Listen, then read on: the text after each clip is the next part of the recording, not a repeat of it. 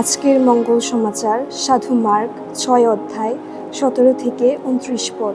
ব্যাপারটা হলো এই হেরোদি একদিন লোক পাঠিয়ে যোহনকে গ্রেপ্তার করেছিলেন এবং তাকে শেকলে বেঁধে কারাগারে আটকেও রেখেছিলেন। আর তা তিনি করেছিলেন নিজের ভাই ফিলিপের স্ত্রী সেই হেরোদিয়ারই মুখ চেয়ে, যে হেরোদিয়াকে তিনি বিয়ে করেছিলেন। কেননা যোহন হেরোদকে বারবার বলেছিলেন, না, আপনার নিজের ভাইয়ের স্ত্রীকে ভোগ করার অধিকার আপনার নেই। তাই যোহনের উপর হেরোদিয়ার একটা আক্রোশ ছিল। যোহনকে হত্যা করার ইচ্ছাও তার ছিল, কিন্তু তা তার পক্ষে করা সম্ভব হচ্ছিল না। কেননা হেরোদ যোহনকে সম্ভ্রম করতেন। তিনি তো ভালোভাবেই জানতেন যে যোহন একজন পুণ্যাত্মা ধার্মিক মানুষ, আর তাই তিনি নজর রাখতেন তার যেন কোনো বিপদ না হয়। একদিকে যোহনের কথা শোনার পর তিনি যে কি করবেন তা তিনি বুঝে উঠতে পারতেন না, অথচ যোহনের কথা শুনতে তার কিন্তু ভালোও লাগতো। এই সময়ে হেরোদিয়ার হাতে একটা সুযোগ এসে গেল।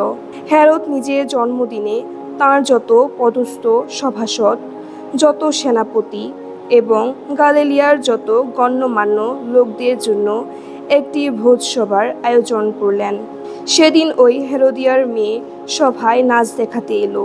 সে হেরোদ ও তার অতিথিদের এমন আনন্দ দিল যে রাজা তরুণীটিকে বললেন, তোমার যা ইচ্ছে আমার কাছে চাও, তোমাকে তাই দেব।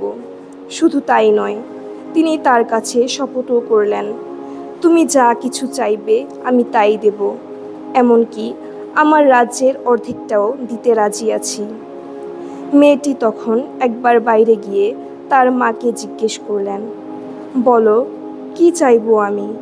হেরোদিয়া উত্তর দিল, দীক্ষাগুরু যোহনের মাথাটা।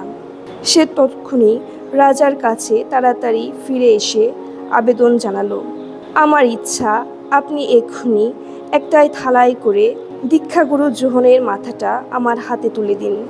রাজা খুব ক্ষুব্ধ হলেন, কিন্তু তাঁর এই শপথের জন্যে আর উপস্থিত অতিথিদের কথা ভেবে তিনি তাকে না বলতে পারলেন না। তাই রাজা সঙ্গে সঙ্গে দেহরক্ষীদের একজনকে পাঠিয়ে দিলেন। তাকে আদেশ দিলেন সে যেন যোহনের মাথাটা নিয়ে আসে। সে তখন গিয়ে কারাগারেই যোহনের শিরচ্ছেদ করল।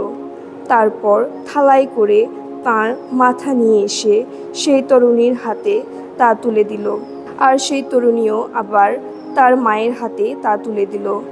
তখন এই খবর পেয়ে যোহনের শিষ্যেরা এসে তাঁর মৃতদেহটি নিয়ে গেল আর তা রেখে দিল একটি সমাধি মন্দিরে। প্রভুর মঙ্গল সমাচার।